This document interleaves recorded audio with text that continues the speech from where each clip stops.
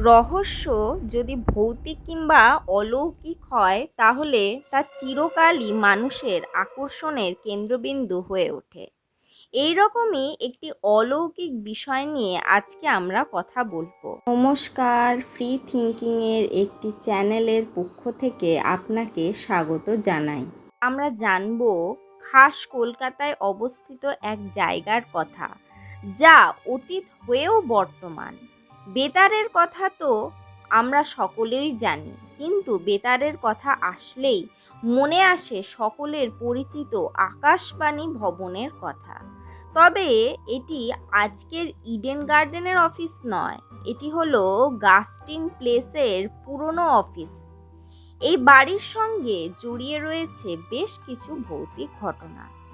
কলকাতার ডালহৌসি স্কোয়ারের কাছে হেয়ার স্ট্রিট থেকে বের হওয়া ছোট্ট গলির কাছে গাস্টিন প্লেস। রাস্তার 1 নাম্বার বাড়িতে ছিল পুরনো রেডিও অফিস। আগে নাম ছিল গাস্টিন বিল্ডিং। অল ইন্ডিয়া রেডিওর কলকাতা কেন্দ্রের প্রথম অফিস হওয়ার সুবাদে 1 নাম্বার গাস্টিন প্লেস পরিচিত।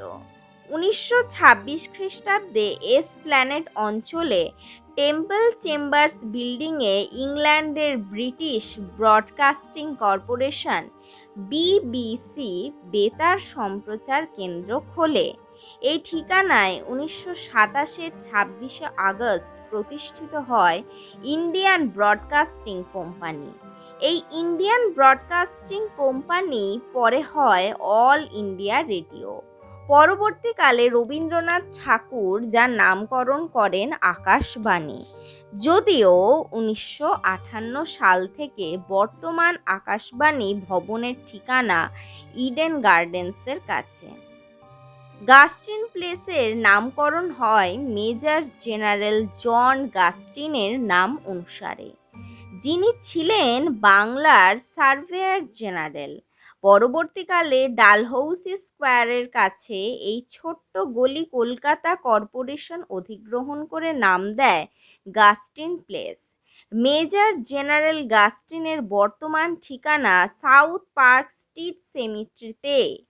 গাস্টিন সাহেব আজ না থাকলেও রয়ে গেছেন কলকাতার ইতিহাস আর মিথ। একসময় গাস্টিন প্লেসের এই 3তলা বাড়িটিই ছিল ঐতিহ্যের অপর নাম, যে বাড়িতে একসময় যাতায়াত করতেন বহু গুণী শিল্পী। কিন্তু নানা কারণে এর সঙ্গে জুড়ে গেছে অলৌকিক তকমা। পুরনো নিস্তব্ধ লম্বা করিডোর, অজস্র স্টুডিও, ব্রিটিশ কাঠামো যেন সেই দাবিকেই সমর্থন করে। শোনা যায় ওই বাড়ি হওয়ার আগে ওই অঞ্চলে ছিল এক কবরখানা। কোম্পানির শাসনের গোড়ার দিকে এখানকার পরিবেশের সঙ্গে খাপ খাওয়াতে না পেরে যেসব ইংরেজ মারা যেতেন, তাদের এখানেই সমাধিস্থ করা হতো। আবার এই গাস্টিন প্লেসের পেছনেই রয়েছে সেন্ট জনস চার্চ। সেখানে রয়েছে জোব চার্নকের কবর।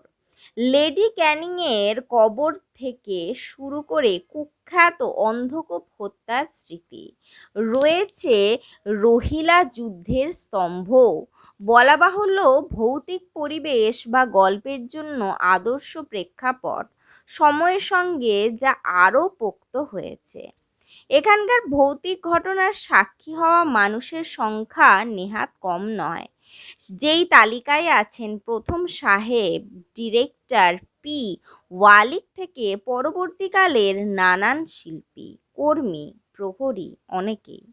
কখনো কেউ অনুভব করেছেন অশরীরীর অস্তিত্ব।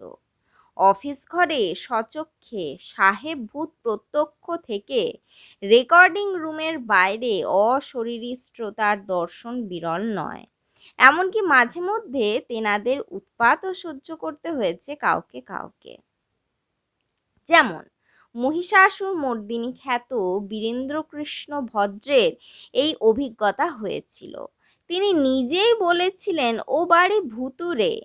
একবার তিনি গভীর রাত পর্যন্ত কাজ করছিলেন ওই বাড়ির 3তলার অফিসে। পরে নিচে এসে মনে পড়ে তিনি কাজের ফাইলটা ফেলে এসেছেন। তখন বেয়ারা মেহেরবানকে ফাইলটি আনতে পাঠালে আতঙ্কিত হয়ে ফিরে আসে সেই বেয়ারা।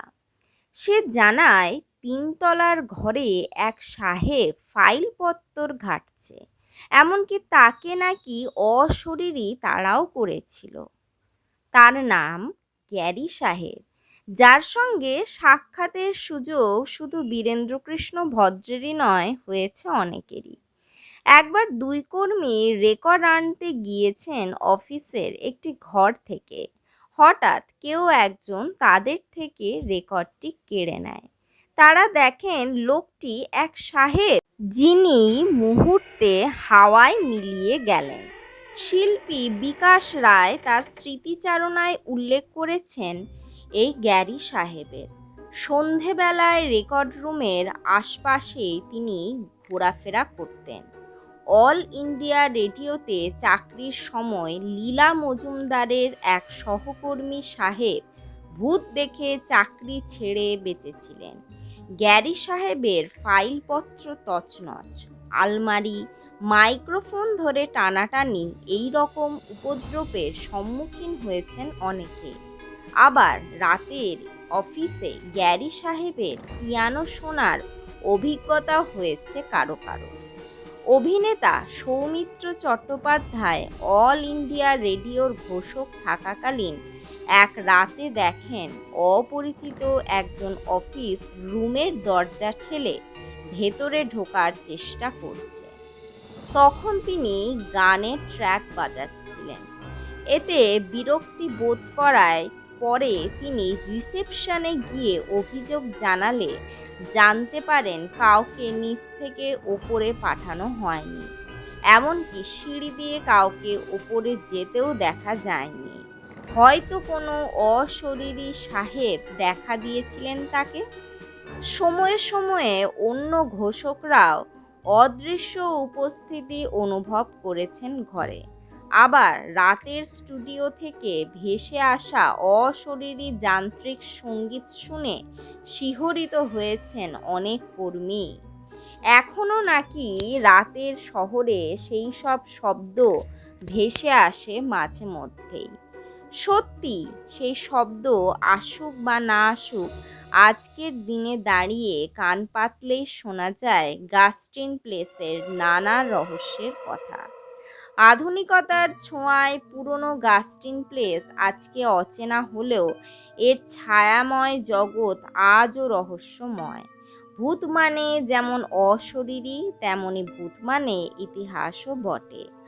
আর ঐতিহ্যের ভূতের সঙ্গে অশরীরী মিথের মিশলে কলকাতার মধ্যেই বহাল তবিয়তে রয়েছে অন্য এক কলকাতা। ভিডিওটি ভালো লেগে থাকলে আমাদের চ্যানেলটিকে সাবস্ক্রাইব করে দিন ও একটি লাইক করে দিন, এবং এই ধরনের ভিডিও পেতে হলে আমাদের চ্যানেলটির উপরে নজর রাখুন। ধন্যবাদ।